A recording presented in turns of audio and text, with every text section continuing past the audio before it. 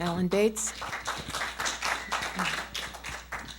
I believe it's time to have a thoughtful and careful conversation with the state of Oregon and Oregonians about our tax structure. I do believe it's volatile. I believe it's unsustainable. And I'll give you a couple of examples of what happens with kind of a structure we have right now.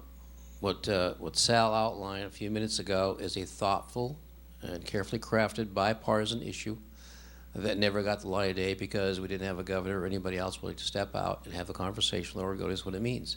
You lock that in the Constitution so nothing can be changed without a vote of the people, and you end up with something that's much more stable and allows us to do some things we can't do now. I'll give you an example. Rite Aid has its headquarters in Chicago. There's 400 people work there. They all make over $100,000 a year, and they were considering moving to Oregon to set up their headquarters. And when they sat down and talked about it, there was one thing that stopped them from coming to this state. And that was a 10% income tax. And they said no. That was the deciding factor for them. They were not going to come here and add 10% to their taxes. Here's another issue.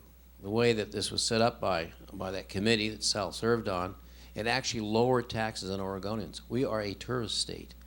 People don't come to Oregon to avoid paying a tax on the hotel or the food or the purchases they buy here. They come here because they want to see Oregon.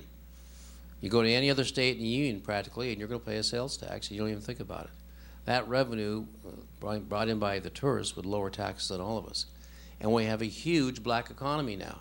People are being paid under the table, never pay income taxes, never will, but get all the services the rest of us pay for.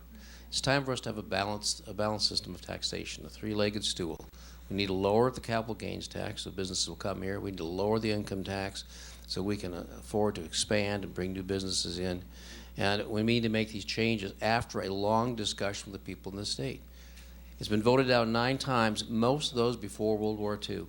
The last time I saw one in the state, and I've been here for 30 years, was about 12 years ago, and the proposal was so complicated that when I looked at it, I had no idea what I was voting on, and I voted no. We need a simple, straightforward answer to this, and the people of Oregon deserve to have that conversation, and it needs to happen over the next 3 or 4 years.